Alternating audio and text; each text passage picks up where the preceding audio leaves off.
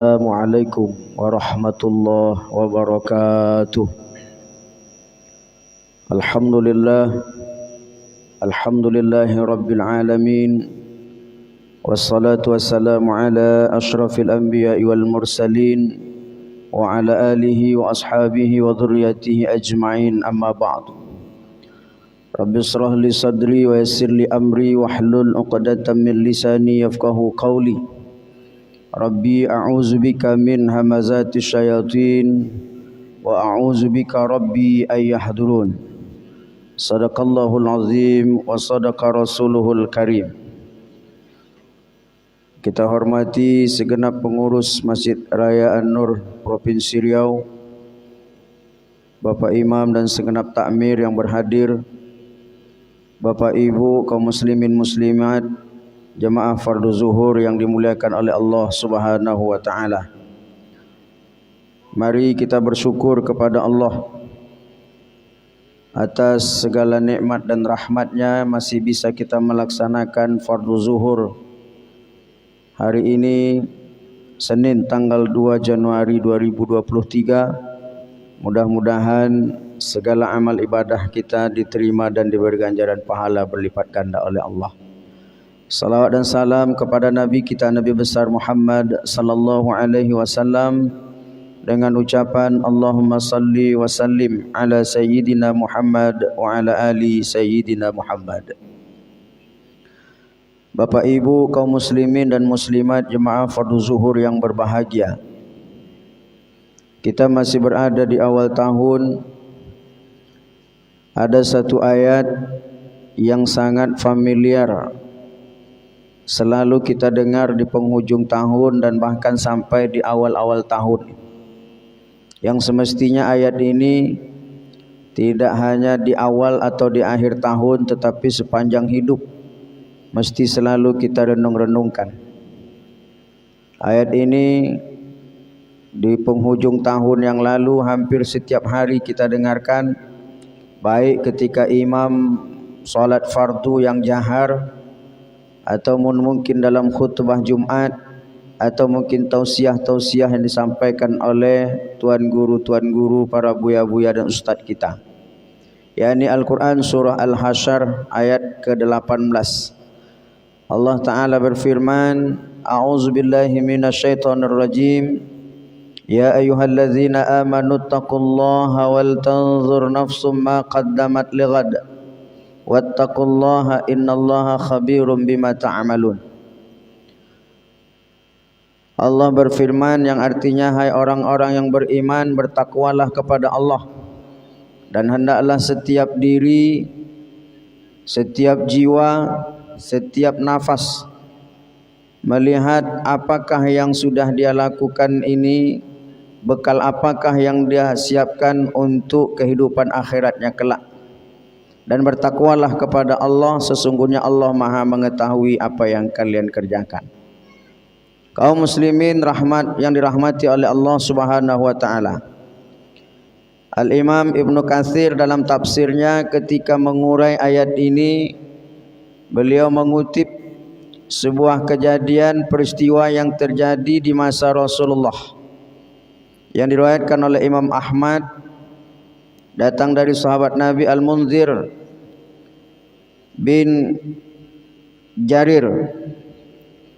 Dari ayahnya dia berkata, satu hari kami sedang bersama dengan Rasulullah ketika di awal siang. Lalu di saat mereka sedang bersama Nabi, datanglah sekelompok orang yang keadaannya sangat memprihatinkan. Gerombolan yang datang dalam keadaan miskin. Mereka tidak memiliki pakaian yang layak, tidak memiliki alas kaki, dan mereka datang membawa pedang. Melihat kondisi mereka yang amat sangat miskin tersebut, maka terlihat di wajah Nabi wajah kesedihan, prihatin. Lalu beliau masuk ke dalam, kemudian keluar, dia panggil Bilal. Bilal kumandangkan azan lalu iqamat. Setelah iqamat Nabi pun salat, dan setelah salat Nabi berkhutbah. Dia bacalah ayat ini. Sebelum dia baca ayat ini, dia baca ya ayuhan nas inna khalaqnakum min nafsi wahidah. Lalu Nabi lanjutkan dengan ayat ini, ya ayyuhallazina amanu taqullaha wal tanzur nafsum ma qaddamat lighada. Mendengar Nabi membaca ayat ini, hai orang yang beriman, bertakwalah kepada Allah, dan setiap kamu mesti melihat apa yang sudah kamu persiapkan untuk bekal kelak di hari kiamat. Para imam ulama tafsir menafsirkan arti lighadin yang sehari-hari kita maknai dengan besok. Apakah yang sudah kalian buat untuk hari esok? Mufassir menafsirkan besok di sini adalah hari kiamat. Lalu para sahabat yang tadi bersama dengan Nabi melihat ada kelompok yang miskin datang, lalu raut wajah Nabi bersedih, dan Nabi baca ayat ini, apakah yang sudah kalian persiapkan untuk esok? Apa yang mereka lakukan Bapak Ibu? Sahabat-sahabat tadi pun pulang ke rumah. Ada yang mengambil dirham, dia sedekahkan. Ada yang mengambil dinar, dia sedekahkan. Ada yang mengambil buah, ada yang mengambil gandum. Dan apa yang terjadi ketika itu? Gandum makan makanan satu tumpuk, lalu pakaian-pakaian pun satu tempat pula. Sehingga orang yang tadi datang dalam keadaan miskin mendapatkan sedekah bantuan dari para sahabat. Apa maknanya? Bahwa ternyata para sahabat Nabi sangat memahami dan mendalami makna ayat ini. Apa yang sudah kita siapkan untuk bekal ketika datang hari kiamat? Kiamat ada dua, ada kiamat sughra, ada kiamat kubra. Kiamat sughra adalah kematian. Maka mereka tidak ingin harta-harta, dirham-dirham, dinar-dinar, gandum-gandum, buah-buah yang ada di rumah mereka kelak tidak dapat dibawa mati menghadap Allah Subhanahu wa taala. Maka ketika Nabi mengingatkan apa yang sudah dipersiapkan untuk bekal, mereka ambil, mereka keluarkan. Bahkan dalam hadis itu disebutkan ada seorang Ansar yang kemudian datang dengan membawa makanan yang makanan itu sendiri tidak terbawa oleh tangannya. Lalu kemudian Nabi pun berkata, man sanna fil Islam sunnatan hasanatan falahu ajruha wa ajru man amila biha ba'dah. Siapa yang melakukan sebuah kebaikan, tradisi, sunnah, lalu kemudian sunnah itu ditiru oleh orang lain, dikerjakan pula oleh orang lain, maka ia mendapatkan pahala, dan sunnah itu pun mendatangkan pahala ketika dilakukan oleh orang lain. Orang lain yang meniru mendapat pahala, orang lain yang terinspirasi dari perbuatannya mendapat pahala, dan dia sebagai inspiratornya pun mendapat pahala. Maka jemaah yang dirahmati oleh Allah SWT, di awal tahun ini mari kita berlomba-lomba fastabiqul khairat, seperti berlomba-lombanya para sahabat. Mereka tidak mau hartanya dibiarkan tidak bermanfaat hingga akhir hayat, hingga wafat, hingga hari kiamat. Lalu yang kedua, berlomba-lombalah menjadi insan yang senantiasa mendatangkan manfaat. Mari kita bertanya kepada diri, hari ini manfaat apa yang telah kita buat untuk orang-orang andai kelak datang masa ajal menjemput. Maka Allah Ta'ala sebutkan lighat. Lighat artinya besok. Besok itu kapan? Ya, sebentar lagi.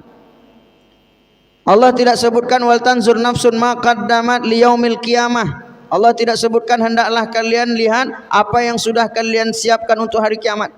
Allah tidak sebutkan wal tanzur nafsun ma qaddamat liyaumil akhir, untuk hari akhirat. Tapi Allah sebutkan liyaum lighadin, untuk hari esok. Artinya apa? Antara hari ini dengan hari esok itu sangatlah dekat. Para ulama mengatakan maknanya litaqrib, agar menyadarkan diri kita bahwa ajal, kematian, kiamat sughra itu memang dekat dengan diri kita. Maka tak ada waktu kita melainkan hidup selalu mendatangkan manfaat yang paling banyak kepada orang lain. Khairun nas, sebaik-baik manusia adalah anfa'uhum linnas, orang yang paling banyak mendatangkan manfaat bagi orang lain. Ini pelajaran yang kita dapatkan dari peristiwa yang diceritakan oleh sahabat tadi. bahwa setiap sahabat ketika itu mereka berlomba-lomba memberikan apa yang terbaik. Tetapi sebaliknya hadirin jemaah yang dirahmati oleh Allah, man sanna fil Islam sunnatan sayyi'atan, kata Nabi pula melanjutkan hadis tadi, barang siapa yang pernah melakukan keburukan dan dia berdosa dari perbuatan buruknya itu, lalu andai kata ada orang yang terinspirasi melakukan keburukan yang sama, yang itu meniru dari perbuatannya, maka tunggulah kita berdosa, orang lain berdosa, dan insya Allah kiriman dosanya pun akan sampai kepada diri kita. Tinggal pilih kita mau berbuat baik hingga perbuatan baik itu ditiru oleh orang lain dan mendapatkan pahala dari perbuatan tersebut, atau sebaliknya kita buat perbuatan buruk maksiat yang kemudian perbuatan itu pun akan ditiru mungkin oleh anak kita, keturunan kita, orang yang dekat yang pernah melihatnya, dan kemudian kita berdosa, mereka berdosa, dan dosa-dosa mereka pun akan dikirimkan untuk menambah pundi-pundi dosa dan kemaksiatan kita. Na'udzubillah, tsumma na'udzubillah min zalik. Maka poin penting di awal tahun ini, mari sama-sama kita berniat, berazam, mudah-mudahan tahun depan jauh lebih baik dibandingkan tahun-tahun dan hari-hari yang sudah kita lalui. Amin ya rabbal alamin. Barakallahu li wa lakum fil Qur'anil azim wa nafa'ani wa iyyakum bima fihi minal ayati wa dzikril hakim wa taqabbala minni wa iyyakum wassalamu alaikum warahmatullahi wabarakatuh. Waalaikumsalam. Bismillah.